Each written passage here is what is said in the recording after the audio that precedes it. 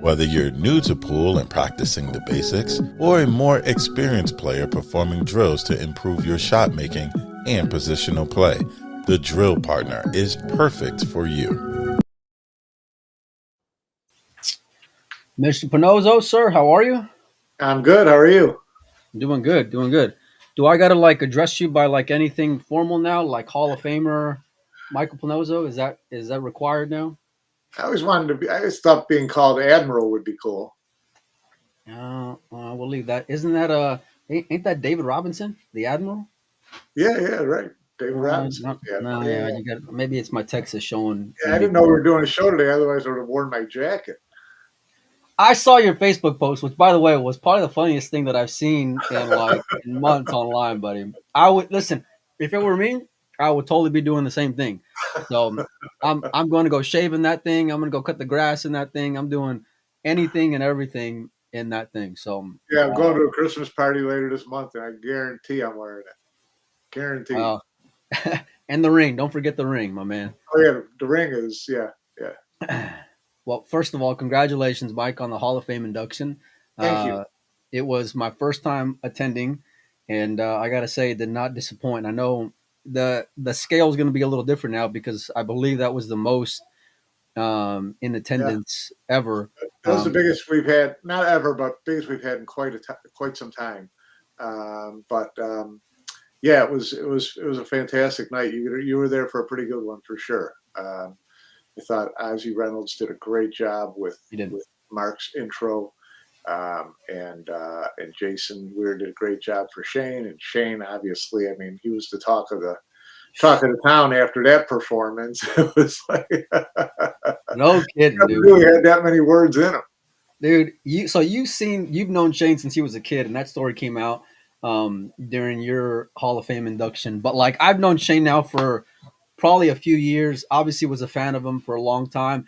And actually, ironically enough, it was Jason that ended up really introducing me to Shane as far as being on that side of things. You know what I mean? Right. Like more on the friend side of things.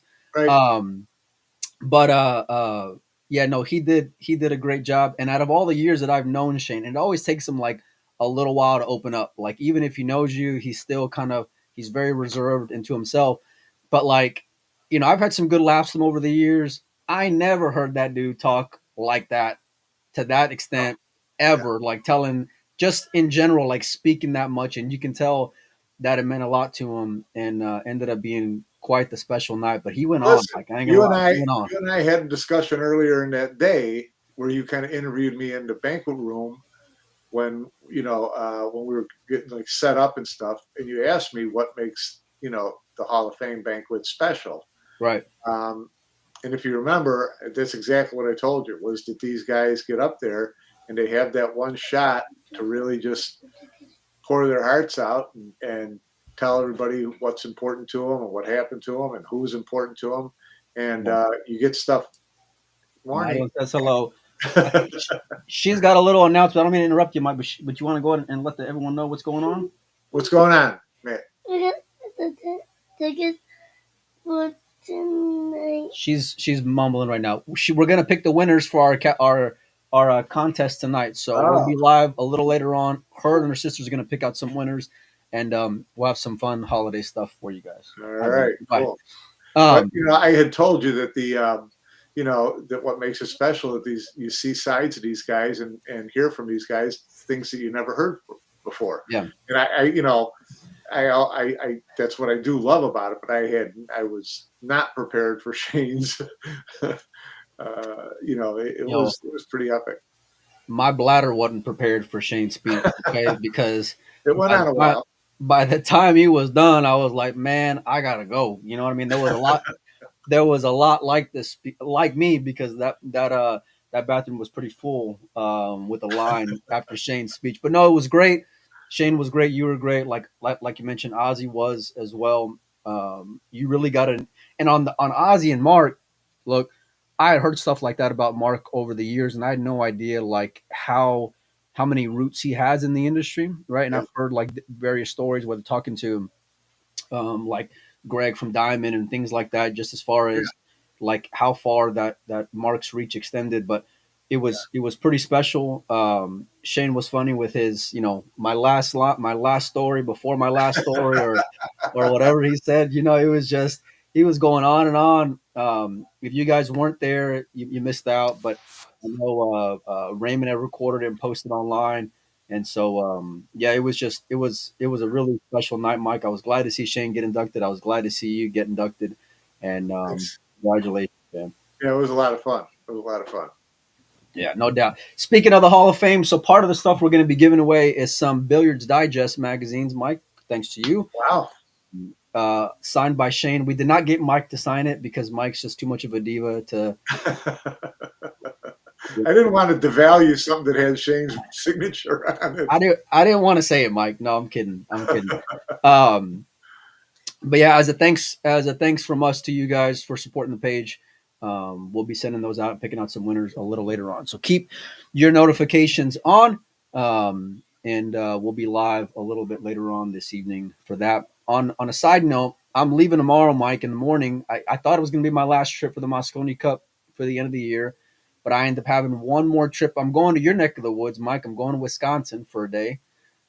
Wisconsin, as they say. For the women's event? No. Well, there'll be some women there for sure. It's I'm going to the Brunswick factory, Mike, to go and. Oh, you're going to the Brunswick factory? Okay. Yeah, okay. yeah. The women are playing this week up north in Wisconsin, but that's about 4 hours from where you'll be. Yeah. I've never, Mike. Now that I think about it, I don't think I've ever been to a WPBA event. So maybe one of these days I'll make it out. Yeah. So. But I'll be spending some time with some world champions that'll be out there at the Brunswick factory. So I'm excited for that. Make sure and go follow the Brunswick page on Facebook, Brunswick Billiards, and will be some stuff to be given away on there as well. So a little bit of a. Who's going to be at Brunswick? From what I understand, it'll be the legend herself, Allison Fisher, who does another Hall of Famer. Weiwei, I believe, is going to be out there, and Savannah Easton. So. It'll be a fun day of filming some stuff and getting some content with those ladies, and I think they're going to be trying out the Gold Crown 7 as well. So, what day are you going to be down there? Tomorrow, Mike. You're going in tomorrow and filming tomorrow? Oh, well, no. So I'm flying tomorrow. Then what's tomorrow? Tuesday. So yeah. Wednesday we'll be at the factory, and then Thursday I fly back out again. Really? So, yeah. Maybe come on by, Mike. Yeah, it's not far for me. How far is it from you? To Brunswick, probably about an hour. Well, come on. Let's go. Yeah, for sure. Let's do it, Mike. When I heard all those ladies were going to be out there, I said, you know what? I got to go. But then here's the thing, Mike. What if I'm going? I'm wearing the jacket, buddy. If I do a pop in, it's gonna be. I'm gonna go check the mail. I'm wearing that fucking jacket. If I'm gonna go get some gas or some coffee, I'm wearing the jacket. Whatever it is, we're wearing the jacket from here on out. You mind if I? You earned it, Mike. I can't argue with you. I'm not gonna argue with a Hall of Famer. All right, I know better. Like there are certain things in the industry that are just sacred for me. One of them is being a world champion. The other one is being a Hall of Famer. So like it's something pretty special and not to be taken lightly. And I'm super happy for you, Mike. I know you're real humble and and all that stuff, but it was well deserved, my man, for sure. Thank you. It was very nice. It was a big night for me. Mm-hmm. Jerry, I see your question. I will not be at the WPBA event. I'm only going to the Brunswick factory, and then I'm turning right back around and I'm coming home. And I think I'll be home until the Derby after that. So I am pumped to just be home for a long stretch, and it's much needed. And so my girls were a little disappointed that I'm leaving again, but they'll be all right. So anyhow, Mike, I'm ready to talk some Mosconi Cup. I know you did a show with Nate today, which was pretty good on Cue It Up. And so I want to just kind of piggyback off of that. I want to grade the players, the venue. I want to grade Matchroom. I want to grade everyone, Mike. So let's have at it. We're going to put the radar gun on it. First of all, let's start with the venue, Mike, or let's start with the venue / Orlando. Give me your thoughts on that. You've been to many Mosconi Cups all over the world. I want to get your thoughts on that place being a location for the Mosconi Cup. I thought it was a really good location. I mean, it's It was East Coast, so that was nice, a little bit different than Vegas. I think it was a little bit shorter trip for people coming over from Europe. Although, we both noticed there were not that many this year from Europe. It was really surprising. The lowest turnout it's been in a long time, and I'm curious. I hadn't really expected it, so I didn't know, what to make of it or how to figure out why it happened. Right. But the venue itself, I thought, was great. The setup was really nice. The arena was really nice. I don't know. I'm freezing up on you. Is that the video? The video is freezing up. You're freezing up on me, but I can still hear you all right. Yeah. Okay. Video goes good. I don't know why it's doing that, but anyways, I thought that the arena was really nice. Nice full 360 racetrack. And they had it on risers, so it wasn't fixed seating. I think they've packed in about as many people as they could pack into that place. So I'm really curious going forward whether they can, whether they can grow the event there. I think they can grow it in other participatory things, fan engagement, things like that. But they're not going to sell any more tickets than they sold this year because there just wasn't any room. So, but I thought the venue was great. I thought the hotel attached to it was great. Service I thought was really good overall. So yeah, I loved it. I'm with you, Mike. I couldn't echo it more. The venue was great. It kind of made for this it's different than Vegas, and I mean that's obvious, right? Because you're going from Vegas to Orlando, but like the whole setup that they had from where the Mosconi Cup was, but also the restaurants at the hotel, the pool tables that were there for overnight activities, all that stuff was very fun. It almost made it like a little community for those few days. It's like everywhere you went, you saw someone. As soon as I walked through the door, I looked down and there's Panozzo and Jason Weir having breakfast downstairs. I'm seeing Hall of Famers walk through like Jerry Bryseth and to name a few. And it was just great, man. And it was like that the entire time. The it was actual like self-contained. It was great.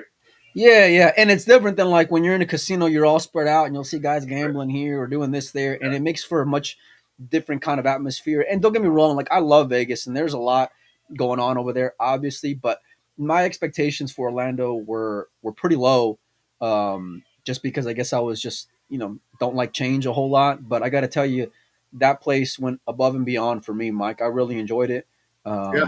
It was just the rooms were nice.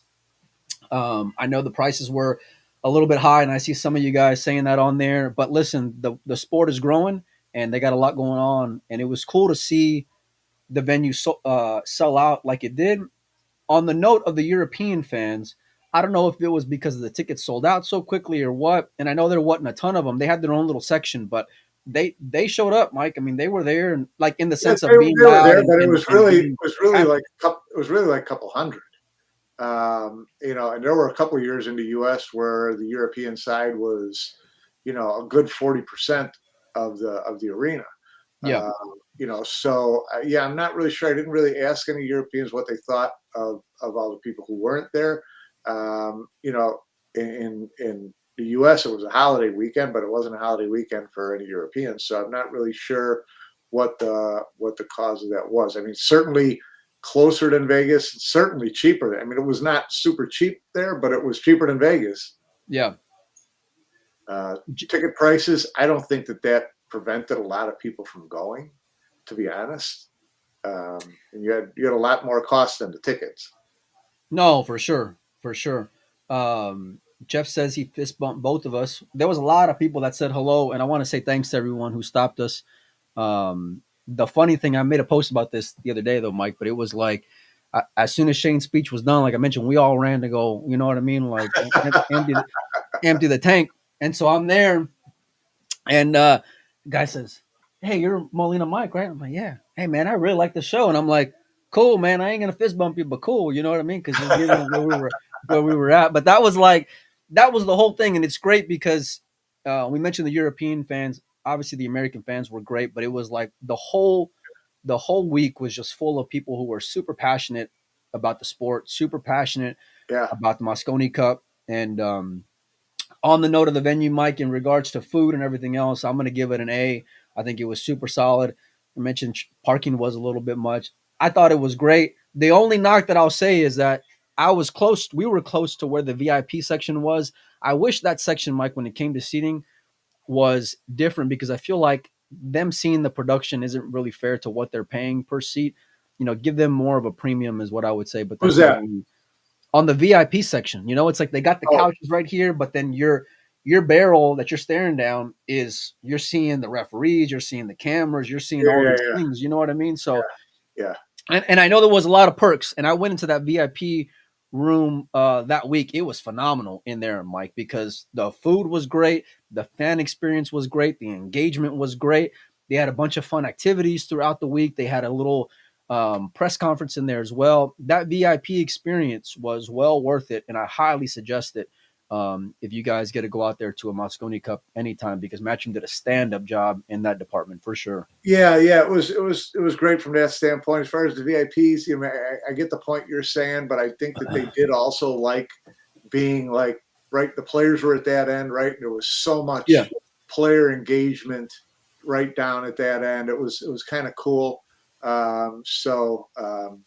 It was, they probably could do it. I don't know if they put it at the other end, whether it would be better or worse. I don't know. Mike, how was the food out there, Mike? Let's give a grade on the food, because I heard some mixed reactions there on the food they were selling inside the venue there. Oh, inside the venue? No, I heard inside Yeah. the venue was not very good. That's what I heard. What- I didn't really eat inside the venue. I had, I think I split a veggie wrap with my wife once, which was, pretty harmless. But I had people get cooked food and things like that. Did not think it was very good. But you don't go to those things expecting to get gourmet service. No. The VIP room, the food in there. I did stop by there one day and snacked on a little bit of breakfast stuff, and it was very good. Food in the resort I thought was really good. Agreed. Yeah. That was. I had the chicken parm there at that Venetian restaurant. It was great, Mike. It was really good. And not only that, but there was a lot of things, like a lot of restaurants close by there as well. Like if you wanted to get out of there, that were, within a 15-minute range, that were phenomenal. And big shout out to Dr. V, one of our sponsors for the event. We got to hang out with him for a couple of days, and he took us around. And so we had some good. Yeah, there were definitely some great options if you wanted to get in an Uber and go 15 minutes. For sure. There were a lot of super options there. No doubt about it. Mike, I want to talk about the fans because they're always special. This year seemed to be a little bit different though, Mike, and I want to get your take on it. Yeah, they were nuts. I mean, it was really good. It was 90%, US, and they were loud. And like any venue with any, thing, there was a small percentage of people who were a little bit on tilt and were a little bit disrespectful or a little bit crude or whatever. But, I think given the number of people who were there, it was really pretty well behaved and fun. The people saying, well, they should be quiet when the guy's down on the shot. I'd like to see them be loud when the guys. I'd like to see them accept that people can cheer when people are shooting. I think if it's just cheering, then you don't have the opportunity to someone just belt out something, a total shark move in the middle of your stroke, right? Yeah. If it's super quiet and someone tries, but if everybody's screaming all the time, then I think the players would get used to it, and I think that's a fun part of the sport. It could be. So, anytime you do anything, there's going to be people who take it to the extreme, and it's going to, mess it up a little bit. But I thought overall the fans were absolutely fantastic, and got a lot of comment from people, even mostly Europeans, about how the U.S. fans, double up the European fans when it comes to patriotism. That they're like dialed in, all the red, white, blue, and all the costumes and all the, it was pretty cool. I need a grade, Mike. We need a grade here. It's a grading show, my man. A grade. I need a grade on the fans. A+, yeah. 100%. A++ for me as well, Mike. I love the banter. I love the wittiness of some of those fans. I agree, some of them were pushing the envelope without a doubt. But You're like always going to get that. You're Poole not. needs that though, You Mike. can't avoid that. Look, it can't be so vanilla, and so it reminds me of like when you go see a basketball game and you're a big college basketball fan, Mike. I know you went to Marquette, but like when you see guys going and shooting a free throw, what do you see there, Mike? Whenever they're a real important shot, Waving like crazy, yeah. Crazy, you name it. Guys are lifting up their shirts, they're waving things around, they're doing anything and everything to get in that shooter's head, and they're cheering as loud as they can. They got funny things that they're doing research on to needle a guy, and Poole does need more of it. I hate this like uptight mentality where they're disrespectful. And don't get me wrong, like the sharking part is a little bit different if it happens right as they're down about to shoot the shot. That's why I say if you kind of let them be loud all the time, Right. then there's no real opportunity to throw in a real big shark yell, just as the guy's pulling the trigger. So, that I didn't think was, I think that's something that they should consider. I don't know how they kind of control the crowd with that, but, listen, the players, they get used, if they can get used to it, they can deal with it. I mean, it's like that with the darts. It's like that with other sports. You can fade it if it's something that's normal, right? Yeah, for sure. I mean, and listen, there's got to be like this culture shift in order for players to kind of get used to it. And so I'm not saying it's going to be for like everything if you go to like a U.S. Open or whatever, but look, there's plenty of atmosphere and energy like in some events. Hanoi was like that. There were parts of the Reyes Cup, especially on the last day, where fans really got into it, and so I'd love to see more of it. On the note of the fans, though, like I said, it's an A++. Yeah. They were just great, man, in every part of it. It was great seeing people like everywhere you walked around, in the environment, in the arena. Fans are obviously very patriotic, but they're also educated in that they can appreciate good shots and good saves and big moments in a game or in a match. And so it was phenomenal in that aspect, Mike. I wish there were more events like it, but big appreciation to all the fans who showed up out there. They really made that event special. They were dogging the European fans, the European players pretty good, but at the end of the day, the European players loved it.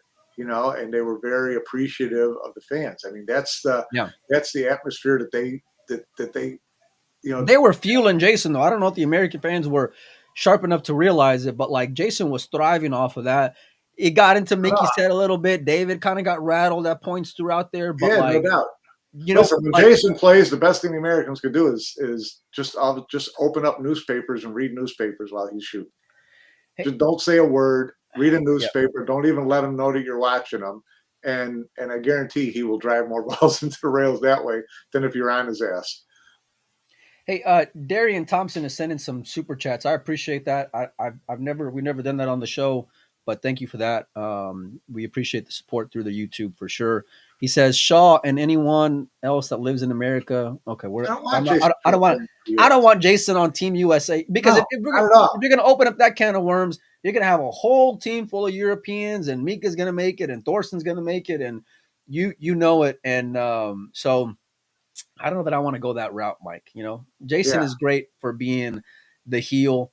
Telfer says best crowd I've seen, and he's seen a few. Jim would know because Jim's been to a ton of Mosconi Cup. So that kind of respect from a European fan like that Jim is a big compliment to the American fans. And it really was. Like I remember being there in Vegas a couple years ago, and it was my first time, and I gotten goosebumps, Mike, when the arena was shaking because of the noise. This felt a lot different in a great way. I can't wait to go back.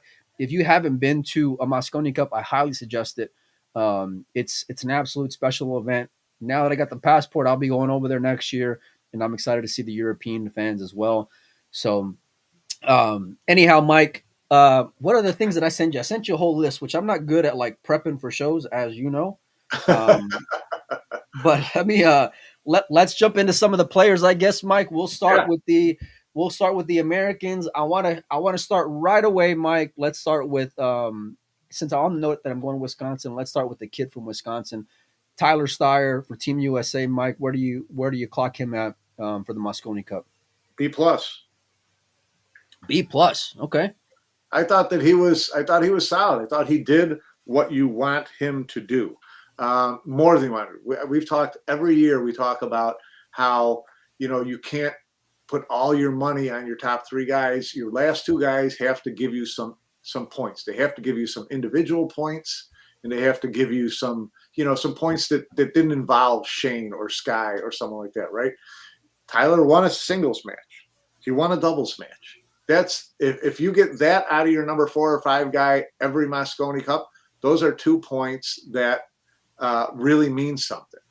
And so I thought from that standpoint, he did. I thought he played really solid as well. I thought he was really dialed into getting the crowd into it for his fellow players.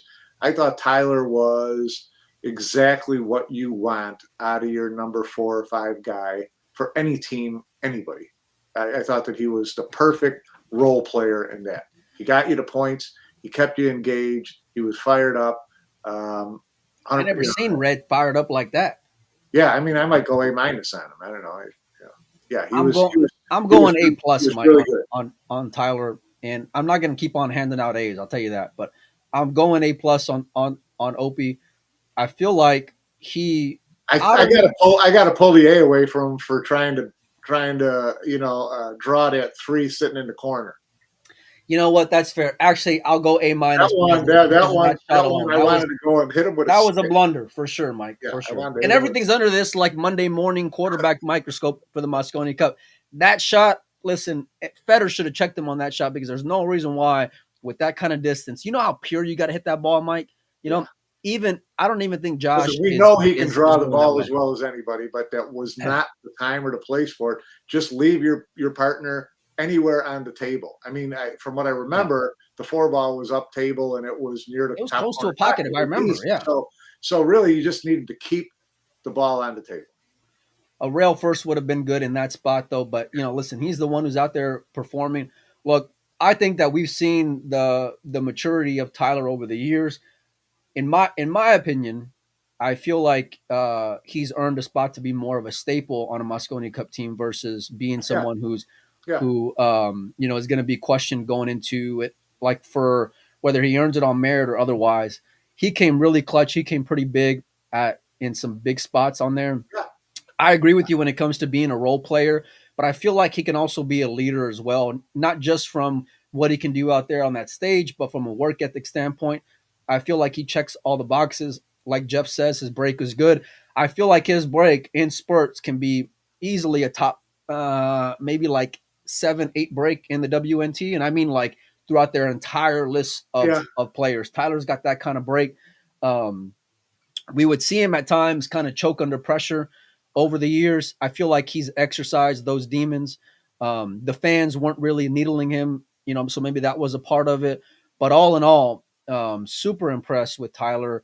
I feel like he came big time for a team who needed someone to step up. There were some bigger players who we'll get to in a minute that didn't perform, but Tyler Styer, you can't say anything but that he did his job and did it really well. I was just a little surprised to see him, cuss on camera and get all fired. I didn't know he had it in him, Mike. I'll be honest with you. I didn't know he had that kind of, because usually he's real reserved. And I remember they brought him into the press room. I think it was the first day, Mike. And we're interviewing, I think it was Jason, if I'm not mistaken. And Tyler's sitting there and we get done asking our questions to Jason and a couple of other guys were there asking him some questions. And I'm right there by Tyler and he's just there stone-faced. And I'm like, hey, kid, it's all right to smile, right? And he looks up at me and kind of smirks and he says, I'll smile after day 4. Yeah. And so I was like, and then the very next day he goes out and lets it rip on camera. But anyhow, solid performance by Tyler. Big congratulations to him on a great Mosconi Cup. Let's jump into a member of Team Europe, Mike. I'll let you start us off with a member of Team Europe. Mickey Krause. Oh, okay. All right, you're going right for it, Mike. Let's get it out of the way. Listen, you know what? He was what we thought he was going to be, which was a little hesitant, a little overwhelmed. You know, this is why we wanted a guy like that on Team Europe. We wanted a rookie to have to come in and fade 3,000 Americans screaming in Florida. And it got to him for sure. He did not play great, but you know, he doesn't let a lot get to him. I believe that he does kind of let this stuff roll off him when he doesn't do as well. He didn't get overwhelmed. He came back. I think that, you know, early on, I thought he was getting overcoached by Jason, which I thought was a possibility because Jason can do that. And to the point where you might end up confusing the kid. I mean, he knows how to play pool. And I thought that when he played that doubles match with Fran, which was huge, that was the one against Sky and Federer, right? I thought that, yeah. You know, which we thought we were kind of stealing in that one. And he played really, he was much more comfortable playing with Fran and much less hesitant and a little more sure of himself. You know, I thought overall he played okay. I mean, I give him a C. You know, he was their weakest player by far, but that was to be expected. And the thing that bothers me is that we had a chance to take advantage of a team that had some, not holes in it, but was not as strong as usual, and we didn't. And now the next time you see Mickey, he's going to be 50% better. So, you know, you missed your opportunity to take advantage of him being a rookie. Yeah, I mean, I guess for sure. I mean, he only won what, one doubles, if I remember right. Mickey won. He won one doubles. That was it. Yeah, he lost his two singles. It was a big one though. It was a big one on the last day, or the second to last day, something like that. Yeah. And it was against, if I'm not mistaken, that was the one with Fran. Shane against Sky, wasn't it? No, that was the one I was just talking about. That's what he played with FSR. Yeah, and we had just come back to cut the lead to 6-5 by winning the teams match on the third day, and then you go into the next match with Mickey and FSR against. It was either Shane and Federer, or Shane and Sky, or Sky and Federer, one of those two combinations.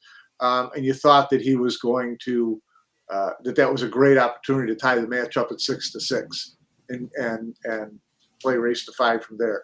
But they won like 5-1, right? So you know, he's, you know, he got done when he needed to get done. Singles, he was easily exposed as being a rookie. I mean, he's a great player.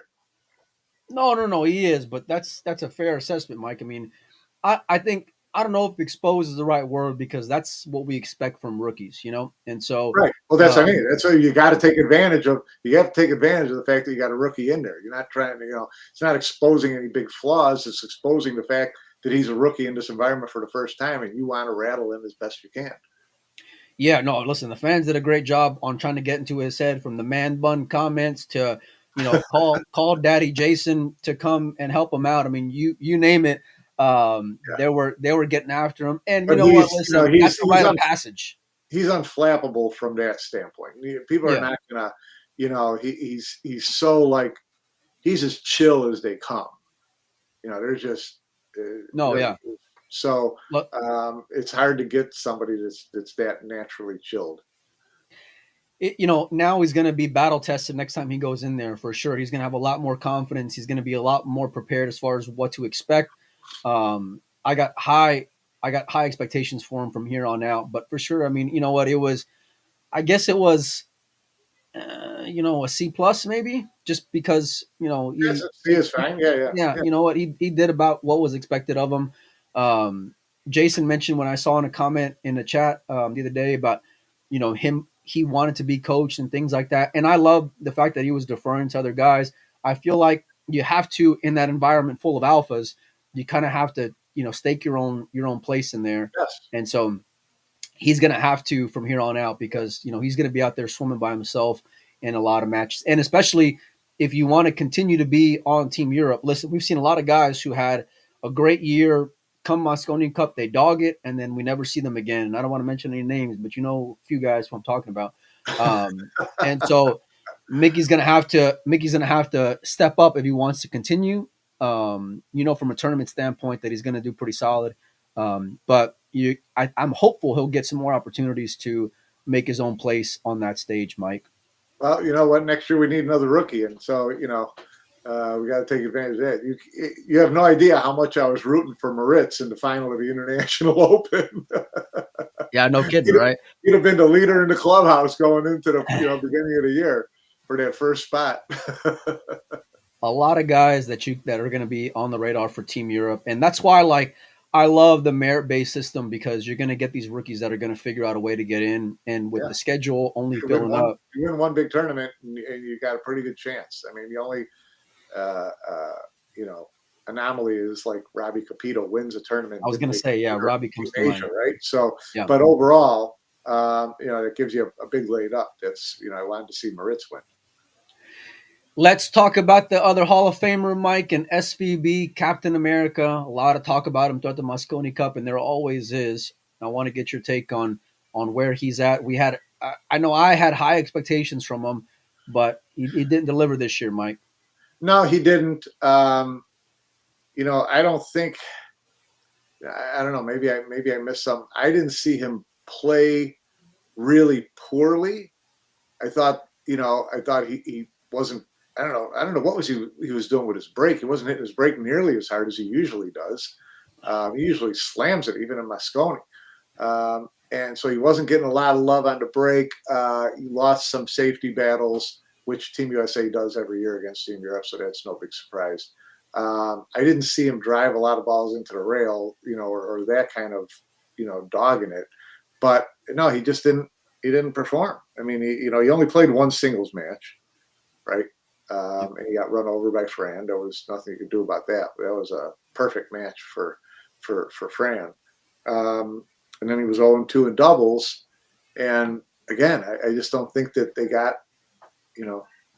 they just didn't. He just never got anything going. I spoke with Shane whenever he was signing some of those Billiard Digest magazines for me, and you can see the frustration in his face. Like, he wanted to perform, which is great. And we've talked about Shane checking out mentally or body language or things like that over the years. I didn't necessarily get that vibe from him this year, so no, I didn't either. We'll give him a positive on that one. But there's not a whole lot. Listen, Shane's a horse who likes to run, and part of running is being able to get your breakdown. Now, when your break ain't working for you, and it's a race to 5, and you're playing again against world-class competitions like the Europeans are, it is a bit demoralizing. It can take the piss out of you. It can really just deflate you a little bit. And I think that was basically what you got from Shane. I don't think he necessarily missed big shots, like you mentioned, in the sense of like they were big moments, for him. But if your break's not working, you're going to get down, race to 5, one singles, you name it. I think it was just the perfect storm. Not to mention, listen, there was a lot of people there for him, and I'm sure it was a busy week for him in terms of like family and the Hall of Fame, and I'm sure you can attest to it. And so I saw his mother over there bending his ear once when he was playing between racks, and I'm thinking, what is the last thing you want is your mother coming down and dogging you between racks? But I like Matt's Poland suggestion. Maybe whoever's the captain of Team USA needs to treat Shane like he's, when you're doing the lineups, treat him like he's your number 3 or 4. Don't treat him like he's your 4. I think they kind of did, especially on the last day, Mike. I mean, they 4 or 5.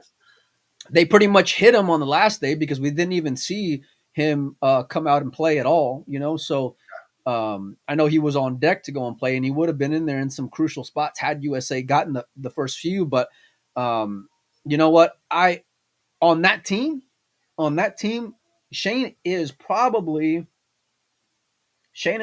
the 3 or 4, the 3rd or 4th player, Mike, because I would put Sky ahead of him from an execution standpoint. I would put Tyler ahead of him, and just listen. We'll get to Federer in a minute, and I know we got high hopes on Tyler as your number 2, and all of a sudden start stacking him up against Jason or Filler or something like that. You're not going to make that move. But what I am saying is you can find in the lineup. Why not though, Mike? What else could go wrong? You're not going to get anything from Shane. We already saw that this year, And that match against Fran was pretty big, and to come up with nothing, I mean, that was a huge spot, Yeah. So I mean that's my only standpoint. Like, look, you can get an idea of what range of player you're going to get in certain spots at this point, especially if you have Jason as a captain, right? Because they follow that European way of managing the Mosconi Cup and the roster. Sorry, and the lineup. And so I would throw in Shane where you got a lot of upside type matches, maybe where you kind of predict him having a rookie or whatever, you know what I mean? Like Yeah, try to protect him a little bit. I'm listen, Shane didn't dog it for me. I right. just think that if the break wasn't working and you know how he is, then that's what you're gonna get. I feel like that was a big part of it with like when it comes to Shane, you can tell like his spirits were a lot better. You can tell that he was in a really good place from a Yeah. lot of different Yeah, no, standpoints. he was way more engaged than normal, even through the whole event. I thought he was, pretty solid as a teammate. And again, I don't think that he played, horribly. He just, didn't get the job done. So No, I'm not gi- sure where you go from there, but give me a grade, Mike. see, Yeah, I'm going C as well, and it's for me. It's just a matter of not from an expectation standpoint, but just we don't have anything else to give you much more positive on in that yeah, regard. yeah.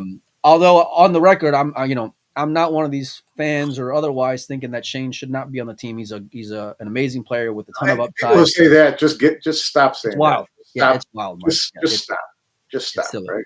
You're always going to put that guy on the Mosconi Cup all day, every day, Yes. and twice 100%. on Sunday. You, Let's jump on. you'd like to be in the next 4 years or so, 3 years, 2 years, whatever. You'd like him to be your number 4. You'd like to think that there are 3 guys who measure up to him in the next. Yeah, and that's part of the reason why I thought at the beginning, listen, Shane's in a very good spot to have a great Mosconi Cup because I feel like the expectations and the pressure Right. were different for him, Yeah. Mike, in the sense of everyone's on the Federer bandwagon, everyone's knows what they can get from Sky, all these things, Right. and so Shane was a bit of an afterthought in terms of what his performance would be in the Mosconi Cup. But again, when the break's not working for you, it is what it is, Mike. What are you Yeah. going to do? Yeah. So let's jump on into one of the Spaniards, Mike. David Alcaide gets in after Filler gets out. Talk to me about David Alcaide and how he performed in the Mosconi Cup. He does what David does. He breezes in there. People question whether he earned it, whatever. Then he gets in at the last minute, waltzes in, and goes undefeated. So that's what you get out of David. I mean, other than the 2 team matches, the Team Europe lost, he won his singles match and he won 2 doubles matches. So, what more do you want out of your number 4 or 5 guy? That you get exactly, you get solid play. He just goes in there and does his job. So, David gets an A because he was, again, he's their number, 3 guy at least, possibly 4. And he just goes out there and wins every match he plays in. Agreed. He's an absolute A for me. I feel like because of the fact that Filler got out and he got in, there was a lot of question marks.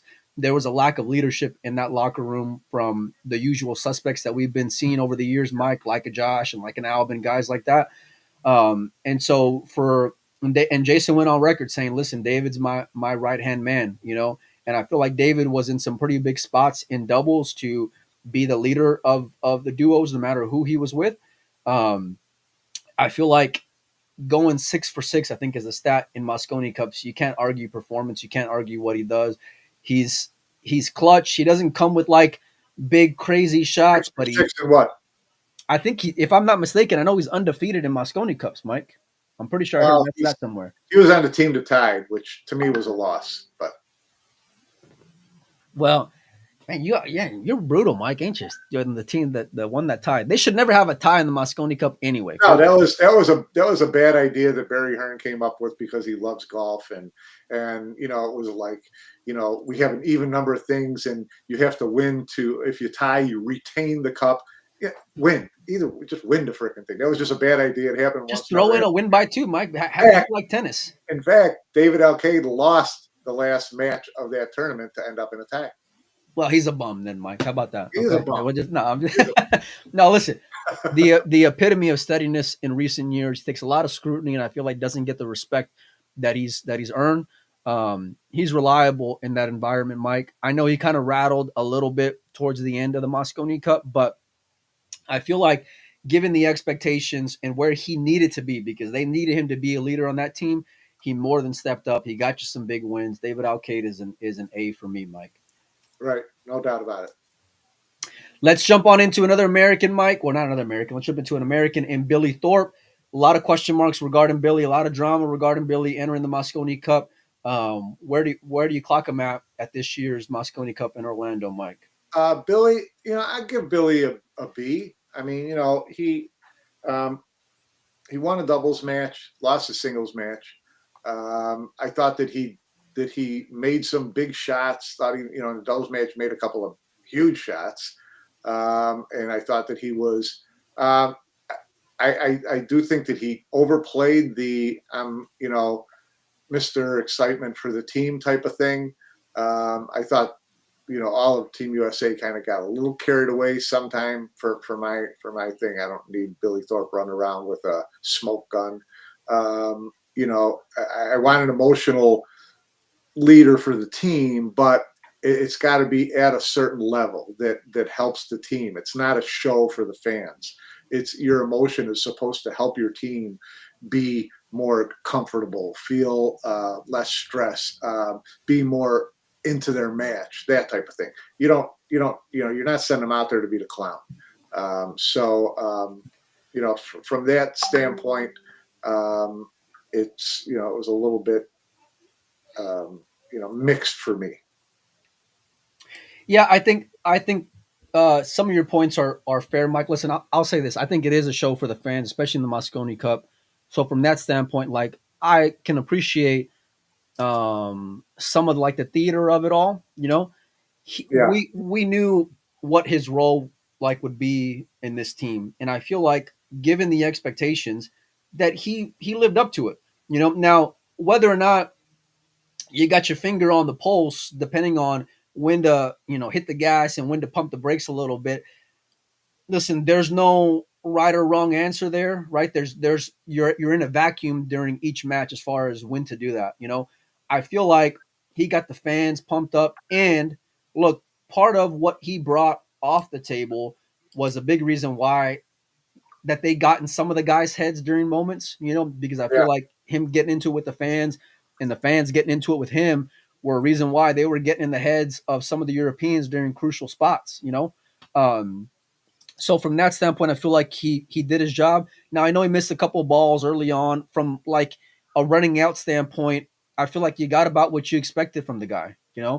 And it wasn't easy, just given everything that happened going into it, So I'm with you. Listen, I'll give Billy a B as well. The attitude of the Europeans versus the attitude of the Americans is completely different. Now, the results are what they are, right? You went from, what was the final score, Mike? 6 or 5? 6. So you go from 11-3 to 11-6. No Josh, no Albin. I feel like something's got to increase. Yeah, well, listen, but that's about part of the course, Mike. You know what I mean? Yeah. So, I don't know where that line is. Obviously, it works when you have a mix of young players in the Americans and elder statesmen in the Europeans. But there's a proven way that works, and then there's another way where it's just at least when the Europeans, when they are into their antics and everything else. Look, they've earned it. They've been there before. The Americans, listen, you haven't won a Mosconi Cup in, I think, 5 years now, or whatever it is. So from the way that he was involved with the fans, though, phenomenal. I'm sure it was a way to kind of release some stress and get out that built up pressure as well. I feel like he did his job in that regard, Mike. And so that's about all that you can expect from him. Yeah. Moving on to another Spaniard for Team Europe, Mike. I want to get your take on A+. OSR. A+. Moving on. All right, Fran. What can you say about that? I mean, he didn't get MVP, which is, I thought he should have gotten MVP, Mike. Well, here's the thing. They go based on points, right? You get a point for a win, a point for a doubles win, a half point for a doubles win. Or I don't know what they get for a team win, whatever the case is. 0 so for a Jason team. ended up tie. And to break the tie, they had a rack differential, right? So then on the final day, By the way, you were the reason why there's a rack differential. That's Mr. Hall of Famer. They asked us at the Reyes Cup, which is a good thing. Except in this case, I looked at it and I thought, you know what? They should also include or take into account your winning percentage, because he and Jason ended up with the same points, but Jason played an extra match, which he lost. Yeah. Okay. So Fran's winning percentage, which was 2 singles, 2 doubles, no losses, was 100%. He was batting 1,000 in those, and Jason didn't.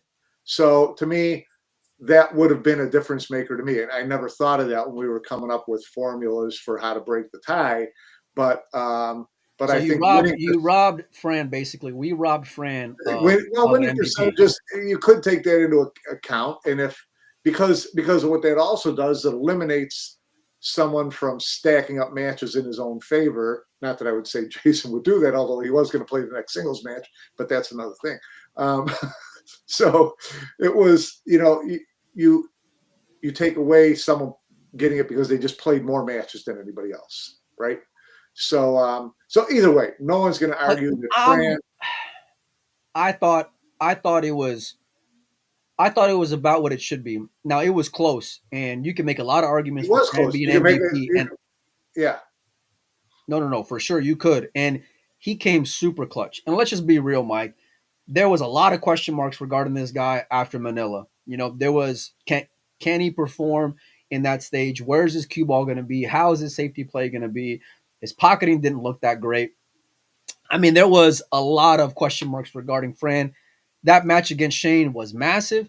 He played super steady. He had a good mix of being involved and engaged in the moment and in the environment versus being like laser focused whenever he was out there on the table, and knew that he had a job to do. He went into that doubles with Mickey as well. They ended up coming out with a very clutch and big win. Fran, for me, look, Jason's performance was inspiring, no doubt about it. Yeah. And I know that how they chose that winner, but like I mention all the time, like the eye test is something different, And Fran, for me, just given all the things that were happening beforehand and how he performed out there, I'm giving that dude an A+. He was beyond reliable. Much like David, he needed to be a leader. He showed that with where his role at was in that team, along with his performance on the table, Mike. We know he's a monster. Now it looks like he's a Mosconi Cup monster. And so with that crowd, that environment, I know they took it easy on him this year, but he took the life out of that room on a couple of occasions. Yeah, he did. Just given the way that he played, Mike. Yeah, came through with a couple big wins at big times. So that's what he does. He's just, and he's so freaking likable. How can the crowd go against him? So just one of those. Well, that's what we thought about Mickey. Mickey's likable too, and they didn't mind giving him the business, but that was like the rookie business. So it was a little different. Well, listen, you're 23 and you go out there with a man bun. No matter how nice you are, you're going to get taken to task. No doubt about it. Mike, I want to jump into a captain. We're going to talk a captain specifically, not the player. I want to talk captains for a second. I want to jump into Sky Woodward as a captain for Team USA, Mike. Tough spot. I thought that he did okay. I thought his lineups were pretty. I didn't have a problem with his lineups. I thought that he played pretty well. I thought that he managed. Hard to say how he managed the team because I wasn't with them night and day, whatever. I thought that it got a little loose as the week went on. But Sky's a little loose, Mike. Let's just be real. Well, Sky was on that team in 2018 when they were sequestered in that apartment in London. And, Johan had the tight reins on those guys, and they delivered. So I think that there's something to be said for that. And I think Team Europe played it closer to that this year than Team USA did for sure. So say that last part again, Mike. I think the Team Europe played it a lot more sequestered, dialed in. keeping an even keel, whatever. I think they did that a lot more this year than USA did. And I think stuff like that must make a difference because the teams, you know, they perform that way. So yes, I agree with Jerry. I interviewed Sky later, and he said, you know, I don't think I would do anything differently. I thought we prepared really well, all that stuff. That ain't gonna work, Mike. My first thought was, listen, if you wouldn't do anything differently, don't expect a different score. So you can't look at losing the way we've lost in the last 4 or 5 years and say changes don't need to be made, or we can't. We have to assess the way we're preparing. We have to assess the way we're staying there. We have to assess the way we're approaching it. You gotta like break everything down and assess it and try to figure out where you make up those games that you keep losing. So, and so I think for them to say wouldn't do anything different, that was discouraging to me as well. Yeah, there's got to be some accountability in that regard. You know, heavy is the head that wears the crown, Mike. And whenever you're a leader, you got to go and be one. When it comes to shortcomings, not just with successes and other things, right? Like you can't just talk purely positives because that's not the way you go and grade coaches in any sport, Mike. You know, look, I'm with Jerry in that I didn't care for that kind of remark either, just because you know something's got to give, and the way that it's been hasn't worked out. Unless your expectation is just to be mediocre and be middle of the pack and not really have it be super competitive, then like, okay, you did your job and we'll pat yourself on the back. We'll give you a participation medal and a check as you're leaving the door and good on you, you know? But like if you wanna win, right? The way that you did it didn't work out. And so usually when you have guys who are in that role, and we saw that with Double J over the years, and there was a lot of criticism as far as, you know, ways that he played it, whether from a lineup standpoint or whatever. But Double J always took it on the chin. You know, he was there to kind of be that scapegoat for the Americans, even whenever they didn't play well, you know? And so, but that's what you expect from a leader, you know? And so I would have just wanted something a little bit different in that regard. You know, I know that they were, you know, like Dominic's talk about Johan. I know they reached out to him, tried to get him to help out with the team this year. It didn't work out. But there were some talks as far as, you know, getting him in the mix. It was going to come out of the Americans' pocket to do so. But for whatever reason, he wanted to go too deep into the pockets. So a little bit. Hey, but listen, on the note of Johan, I did reach out to him. We're going to try to get him on the show and do a show with him as well. I would love to get his assessment and recap of the thing. And I would love to, you know, after we get done with this, I'd love to have the conversation about how to get him involved and what chances there are. But I gotta jump off and say something here on a couple of, I love all the comments. But you know, there's 2 comments in a row. One says Shane should be replaced by Bergman and Oscar should have taken Fetter's spot. Come on, Oscar guys. taking Fetter's spot. Come on, guys. I know Shane and Fetter didn't perform, but please, let's just not go look. there. Listen, if you're the captain who makes the choice to 86 either Shane or Fetter, you're gonna have a short job. I'll tell you that, because it's not gonna last very long. Listen, you're gonna ride or die with your guys. Those are your guys, and we know what they can do because we've seen them over the years. We know the respect they have in locker rooms, within the sport.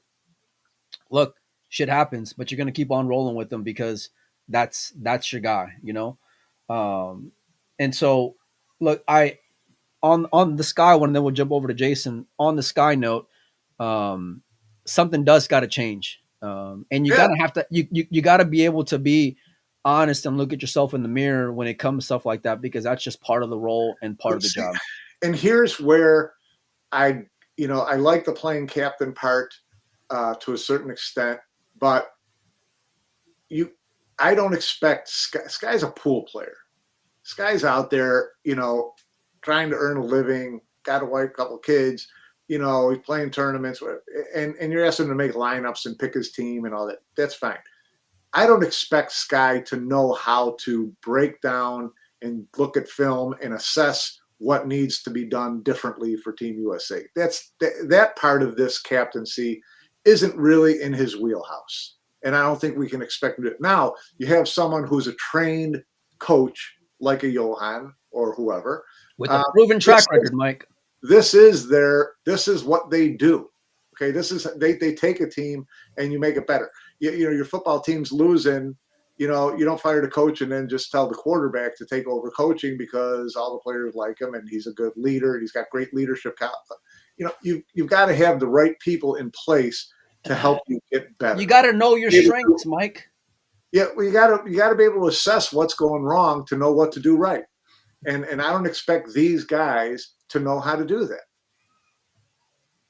No, for sure. And listen, Sky is a leader in that team and has been over the last few years. And there's a ton of value in that. But when it comes to being able to be the bad guy, I don't think Sky can be the bad guy, you know? And sometimes you got to have a balance of being the bad guy. We saw that with Jason. When Jason told the Europeans, hey, listen, you ain't fucking playing the Bigfoot and you ain't playing straight pool. We got a job to do. You know, we saw Federer and Shane both play the Bigfoot. And I'm not saying that was what changed things, you know, but like that hard-ass mentality because you didn't perform was needed with some of these guys. And listen, the Americans, you got to be real. You fucking needed it because you lost 11-3. Now you lost 11-6. So what happened didn't end up working out the way that it, you know, should have. And I know there was a lot of opportunities and a lot of, you know, they were in it. That day 2 matchup was. There were a couple critical matches. There were a couple Yeah. critical matches for sure. But would that have just made it closer, or would they have actually had a chance to win? That's Look, two completely different things. Right, for sure. And look, I just seeing all the social media stuff, and we're a great team, and that's important. The bonding is a big part of it, you know.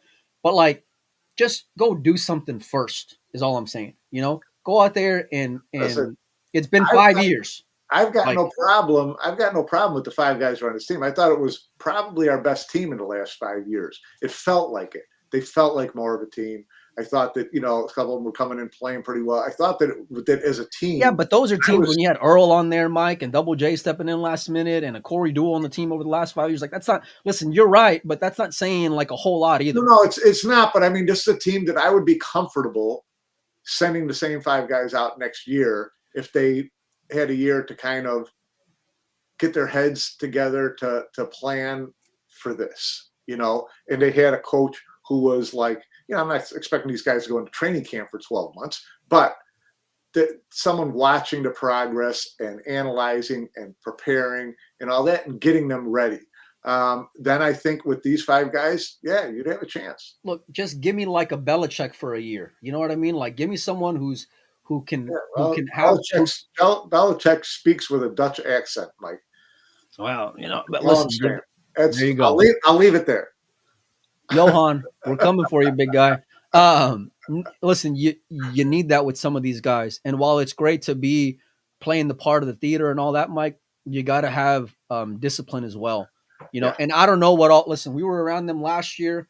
We saw a lot of the training, and it was some long days. When I talked to Jason, and we'll transition over to Jason right now, might as well, as a captain. When it came to Jason, like I mentioned before, he told the guys, listen, you're not playing straight pool at the International. You're not playing Bigfoot at the International. We got to do some training. They did some content stuff when it comes to like fishing and whatever else. But look, they've won the last 4 years, right? They know what it's like to win. After this year, they also know what it's like to get embarrassed and lose.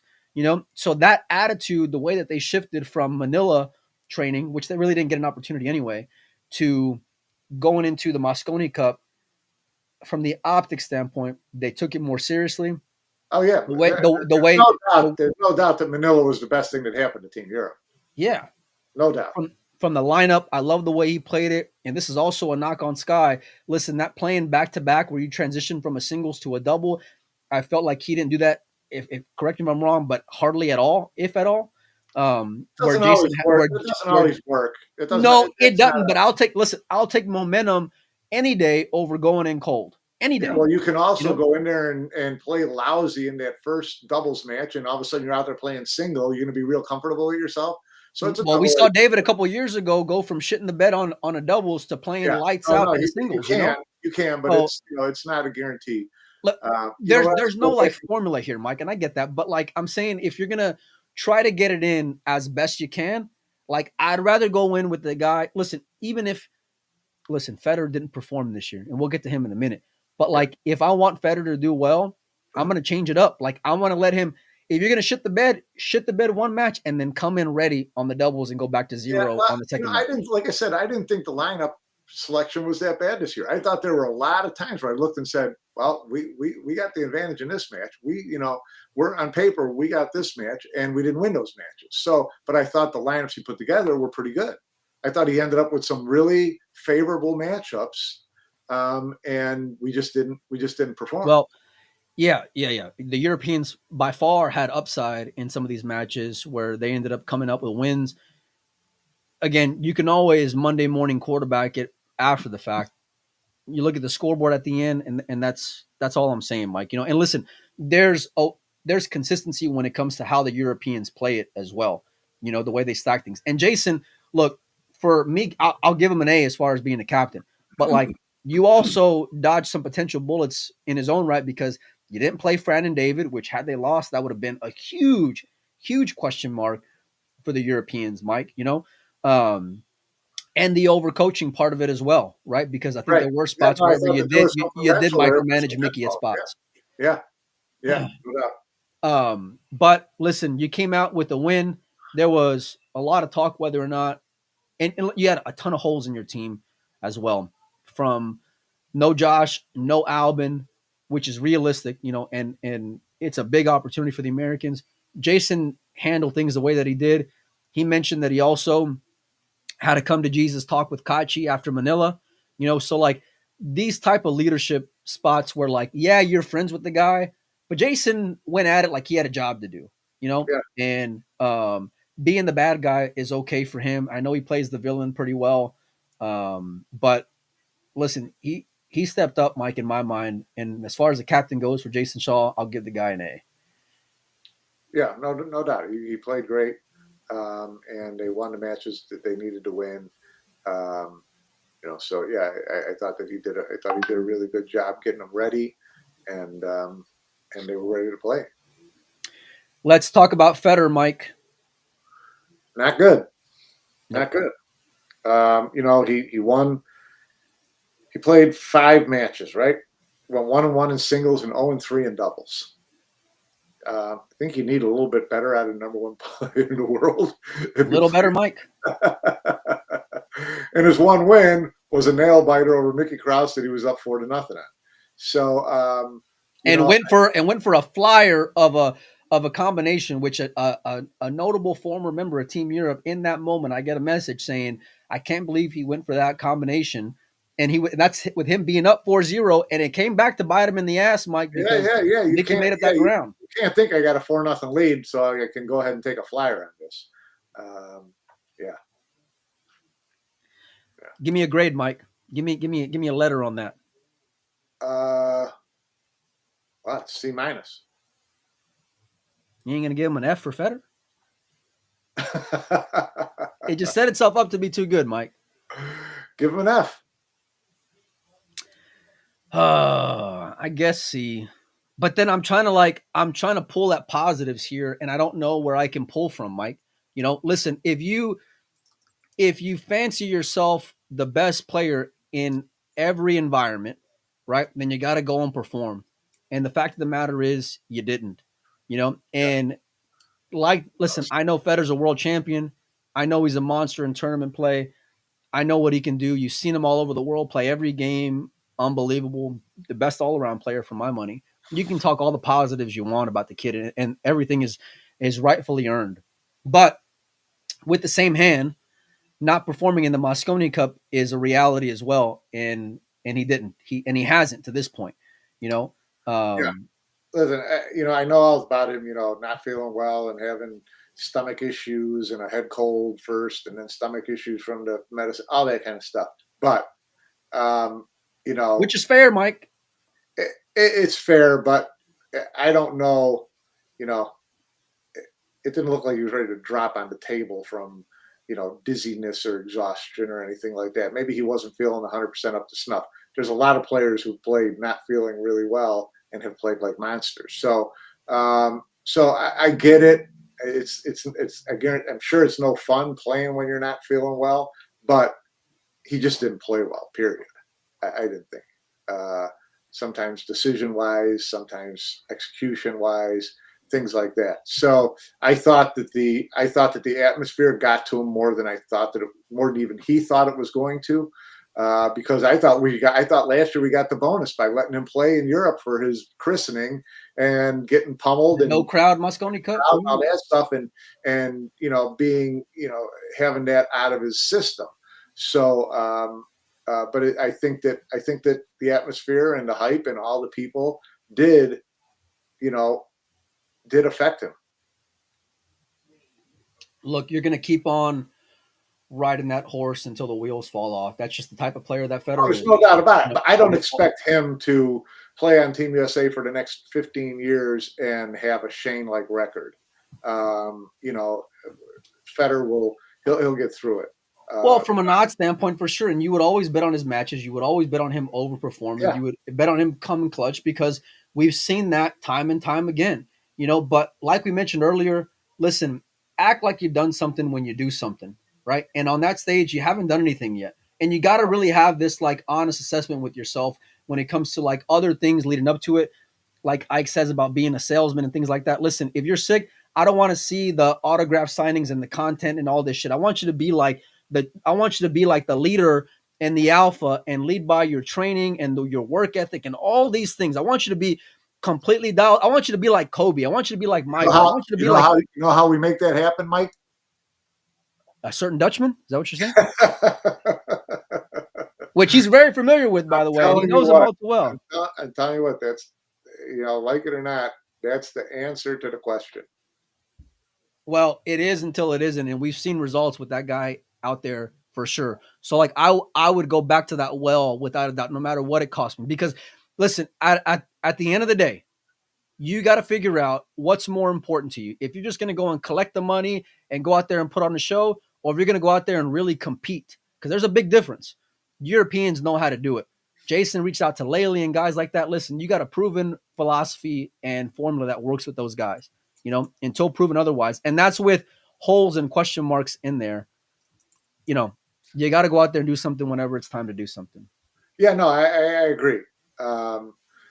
It's you got to be ready to go out there. So, I just think we can go through the rest of the rest of the lineup. But was Federer in touch with Johan during the whole thing? It could be. It's different than having the guy as your coach on site and working with the whole team and getting them prepared. Whole different story. I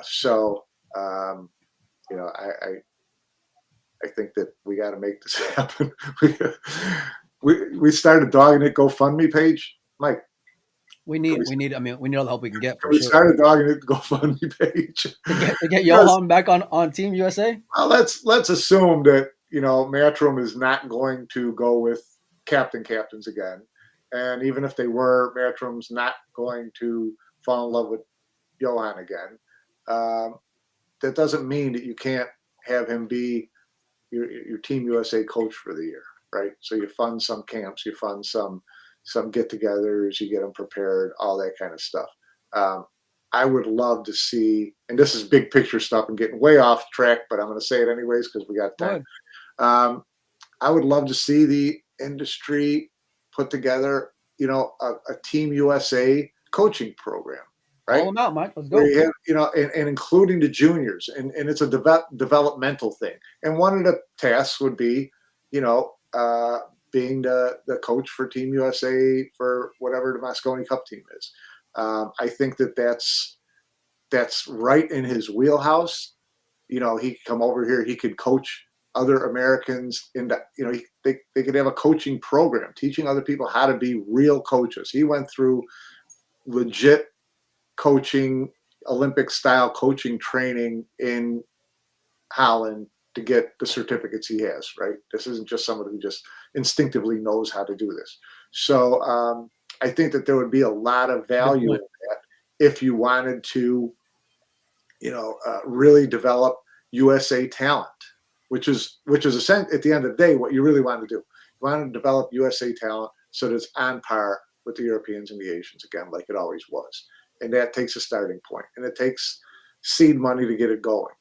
And I would love to see the industry develop, someone in the industry develop a pure business plan to get that done, and then see where you can get the funding. Shane Tyree, we'll be calling you, my man. Hope you're doing well, by the way, Shane. Honestly, Yeah, no, right. listen, I'm with you, Mike. And there's got to listen. There just has to be this, like I mentioned before, this cultural shift and a real looking in the mirror type attitude, right? Where like you got to decide what it is you want to be. You know, if you want to be part of a show, that's one thing. If you want to go and compete and win, it's a whole other thing. You know, and you got to be honest from all aspects. So, anyhow, Mike, let's jump back into another European player. Let's jump into Clint Kaci, Mike. Kaci played, I would say B plus. I mean, he played 3 doubles matches, went undefeated, lost his singles match to Sky. But I thought he played really solid, and certainly a B plus after watching him in Manila, where he was not good at all. And I didn't think he played perfect in Orlando, but he got them points. He didn't cost them a lot of points. No, he did not. He faded a lot too. The crowd was giving it to him as well. They came up with some fun stuff about being the shirt tucked in, and look, kind of like what we talked about with the Americans. When we interviewed Kaci after Manila, what did he tell you, Mike? He said I didn't play well here. If I miss a ball in Orlando, I'm going to go home. Well, he should have gone home on day 2, but I got the drift of what he meant was, and that's why I said about the best thing that happened to these guys was Manila. But it's a different attitude, Mike, is the point, right? Because on one side, you'll see the American saying, I won't change a thing. And then on Kaci, he'll be honest with himself and say, listen, I didn't play my best. And don't get me wrong, there was excuses in there like the crowd and environment and all those things. Yeah. But he said, hey, listen, I'm going to get my ass to work. Yeah, no, he did. And as Jim just said, he looked part of the team more than before. That was absolutely he did. That was the knock on Kaci before, was that he was basically disinterested in following team rules, and he's showing up whenever he wanted to show up and things like that. And sucked the life out of the team, Mike. Things like that is what we heard over the years. Yeah, he did seem like part of the team more this year than he has in the past, which is good. I mean, and the press conference, what did he do? He said Shane and Federer were going to disappear for Team USA. So, he threw the gauntlet out there, and he ended up looking pretty smart. That he did, and that was dicey poking the bears too, Mike. But listen, you can go back and criticize it had it gone the other way, but Kaci has grown up as well. He has and he hasn't. I mean, well, as far as his role on the team, Mike, is what I meant. As far as this team goes. But, I mean, we saw the same Kaci through the second half of the year that we've seen in other years. I mean, he finished second in the World Championship and basically just said, okay, I'm in Ruiz Cup, I'm in Mosconi Cup, I'm taking the next 5 months off. I'm out. I'm not going to practice. Job's done. I'll show up and I'll just be Kaci. And so, he didn't change that much. He didn't have a come to Jesus moment anytime this year. He after Manila, he got himself dialed in for Mosconi, and it showed. So well, good, I think good for him for doing that. No, for sure. And I think he just adjusted to what his role needed to be, and also took his place in certain aspects of that team as well. And that's what I mean, Mike. It's but he needed to adjust after Manila because it was a terrible performance out there, for sure, especially by his standard. Yeah. Let's talk about Sky Woodward, the player, Mike. Sky Woodward, the player. Okay. I mean, I don't know. Okay. Are you watching the same Mosconi Cup as I was watching? What the hell do you mean, okay? The guy who lost 2 singles matches and 3 doubles matches? We talking about the same guy? He lost 5 matches? Yeah, he went 1 and 2 in singles and 0 and 3 in doubles. Damn, I don't know, man. The eye test. Giving him that B+, Mike?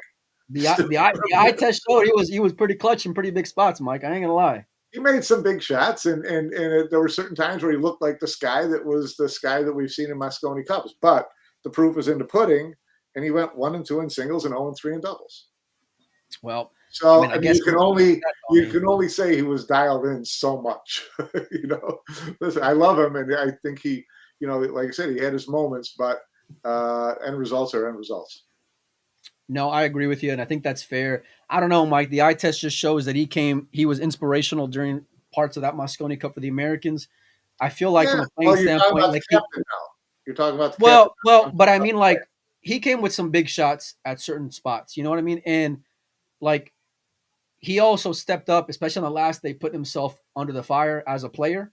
And I know that was part of like his doing because he's a captain, but he also recognized the fact that he was playing better than basically everyone except for Tyler. And so listen, Sky's always going to be on that team. He proved his weight and then some when it comes to how he plays. And I know maybe it didn't show up obviously in the score line, but the guy's just clutch, Mike. He is, and he's our best player when it comes to Mosconi Cup, which shouldn't be the case in future years. I mean, we got to get our big players to step up and be at least on par with him. But again, the numbers are the numbers. I mean, he against Jason, he did get really unlucky. He had a dry break and 2 scratches on the break, so that's a tough role there. But again, to be clutch, you win the matches we need to win. Mike, I need you to hang out for 1 second. Madeline's calling me. I hate to leave you, but I'll be right back, Mike. Hang on, Mike. So, what other questions does anybody want answered? As long as Mike's gone. If you want to know anything, any secrets about Mike, just throw the questions out there, and I'll throw them under the bus while we're sitting here.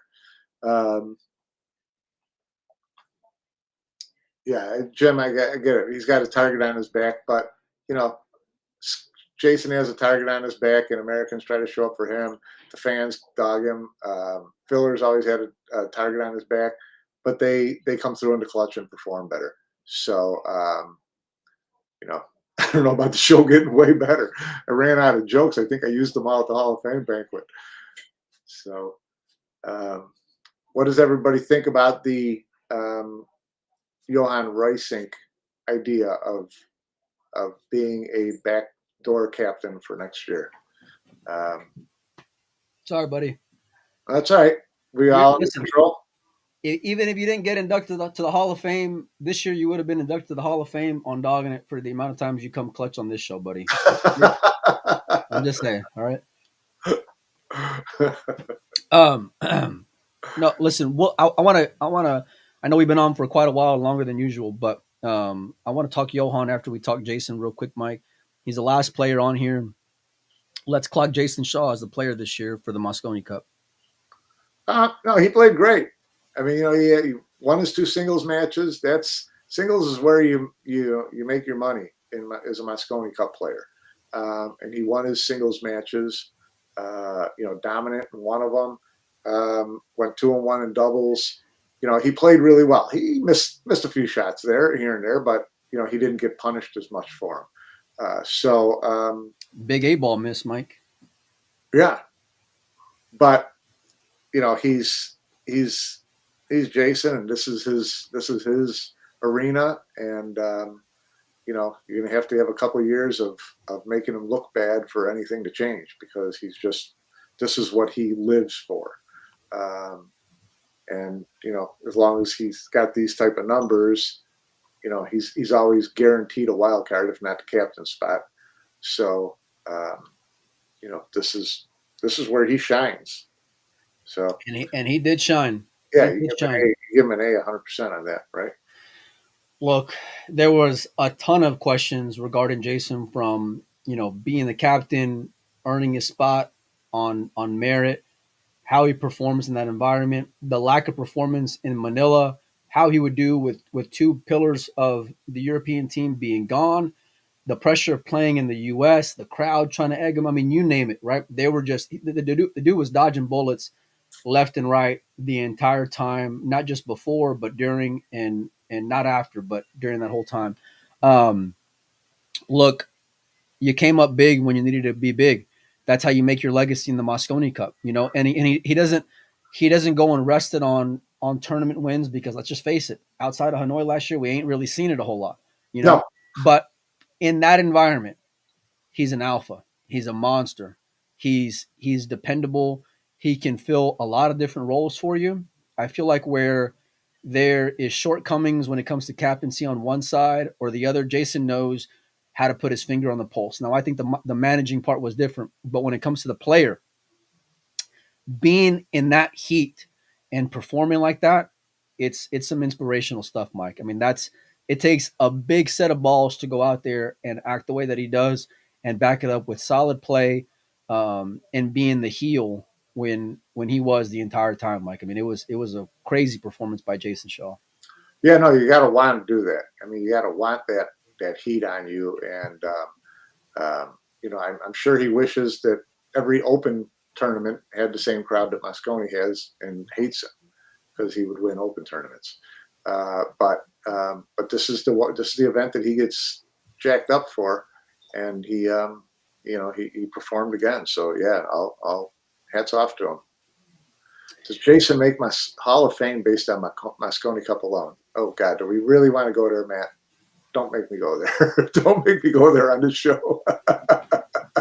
The answer is yes, Mike. I don't care what you say. The answer is always a yes. Then again, I'm so biased when it comes to your. It's a guarantee. It's like being master of the table at Derby 4 times. Listen, that's tough to do, Mike. All right, let's just be real.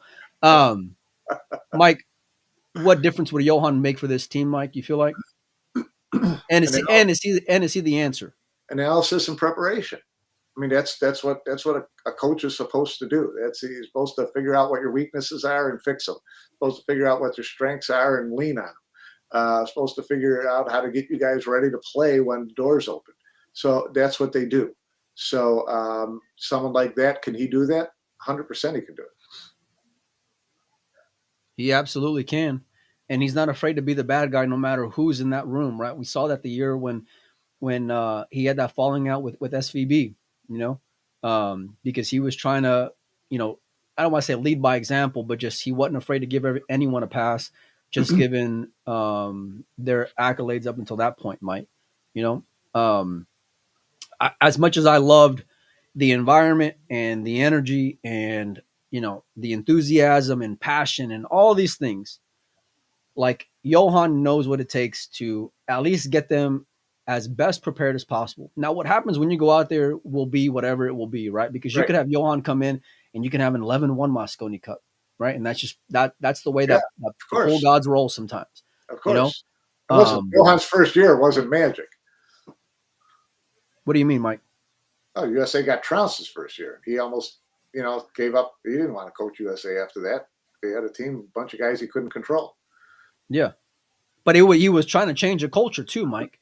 That's right. Right. And from a lot of aspects, he had to be the bad cop in that environment, which is not easy to do when you just have a different mindset from players from the beginning, And look, I'm not saying we saw obviously we've seen before the Americans can win, but what's happened over the last few years, it ain't going to cut it from when it comes to performing on that stage, so something really has to change there. The players got to buy into it as well. And I feel like you got a good core of guys who can buy into it. Tyler's a guy where you don't have to sell as far as being that military style work ethic. You know what I mean? Even Federer for that example, Listen, Johan's got, he's coaching where he coaches this year he's coached 3 guys on the team. So, he did some coaching with Billy. And we know that he's Federer's guy, and we know that he's Tyler's guy. So, and I know that Shane, after the first year of not buying into it at all, knows now in the aftermath of 18 and 19 what a difference Johan made. If you get 5 guys who will completely buy into the guy, which I think they would, you can make things happen. And lest we forget, he was taking a lot of shit online from he is not American. Why is he coaching our team? And blah, blah, blah. Right, Mike? You remember those years, don't you, Mike? Oh, yeah. What the hell? Who coached Team USA gymnastics, the gold medal in the Olympics? It was a Russian. So, it doesn't matter who the hell the coach is. The coach doesn't have to be American. It's you want the guy that's going to agree. No, I agree. But what I mean is that, like, he's not afraid of it, whatever it may be, right? He's willing to take an unpopular guy in years ago and a Tyler Styer who a lot of people were saying, why the hell is he on this team? And look at how he is all these years later, you know? Now, obviously Tyler deserves a lot of that credit as well because of his work ethic and the time he's put into it. But like you can't argue that a lot of these guys have results and that they have coaches, right? Look at Josh, okay? Look at Albin. Look at a lot of guys who, if you see online, you'll see a lot of guys go to a few guys. Alex Laley's one of them. Johan's another one, right? You'll see online on social media where a Frank goes over there, or an Oliver goes over there, or a Pius goes over there. You know what I mean? Yeah. Bader, a lot of guys. He's coached, I think, the Middle East team before as well. Right. You know, like, listen, there's a reason why they put so much stock in that guy in the locker room.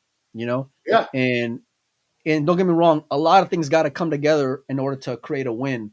But I'd rather put my money on going that route than thinking I can go into next year doing the exact same thing and expect. Yeah, no, that's why I said that was the wrong answer for me. I wouldn't change any for next year. Well, you know, I'm going to save the money on a trip to London. Yeah. Listen, they did a great job on building up a fight, and everything worked out where you thought, okay, the Americans are going to be a lot more prepared, a lot more of a competitive threat to the Europeans, all these things. And listen, they were, for the first 2 days, it was good. You know, it was good. Well, the end of the second day is what, I mean, to me, that's what killed them. Look at this comment, Mike. And I don't think he's dicking around or feeding you BS either. You know? Like that's a hell of a statement right there, Mike. You know? Yeah. And I believe him. And I don't think it's just so much of just talking for the sake of talking. Like, he's given props and respect where it's owed and due, you know? Yeah. And so but I mean, listen, no one's gonna argue. I mean, I've gotten to know Johan pretty well too, and I have nothing but belief in his ability to make, you know, players better, and that's why I would love to see him over here in more of a capacity than just coach for Mosconi Cup. You know, you want to build USA pool program, you get him over here working with the juniors, and then you start building Mosconi. There's some bright spots with those really kids, Mike. Juniors right now. You get Adrian, Hayden. There's some monsters. You get his hands on those kids, Sophia. You get his hands on those kids, and you got some Mosconi Cup teams ahead of you that might be pretty good. So I think there's a lot of upside to trying to develop a, you know, quote, Team USA structure in pool. Like I said, Johan reached out during the Mosconi Cup week, and I asked him if he'd like to come on. He did agree, so we just got to lock up a date. So I'm traveling the next 3 days, but hopefully we can get him on the tail end of the week, and maybe on Friday, Mike, I'll try to get him on. I'd love to have you on as well, and we'll pick the coach's brain on the Mosconi Cup also, Mike. Yeah, that would be great. Well, Mike, I appreciate you hanging out with us. I know it's a little bit longer than what I sold you on. Probably the longest show we've done all year or ever, really, because I never do a show over an hour. We're already at an hour and a half. Jesus. I know, no kidding. You're like Shane Van Boening now. Look at you running on at the mouth. I got to do whatever I can to take some light for a little bit, because I'm over here competing with Hall of Famers left and right, you know? So I'm just a bum with shitty internet. You know what I mean? So I got to do whatever I can, Mike. You got anything else before we get out of here?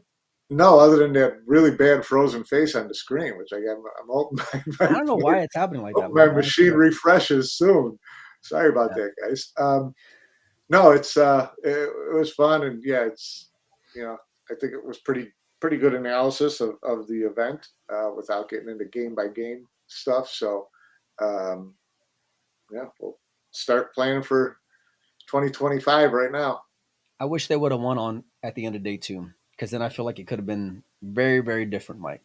It absolutely could have been very, very different, because the one thing that they never really did was put Team Europe, put the heat on them, really make them feel like we've got to win this match, or we've got to win. They never had that kind of heat on them.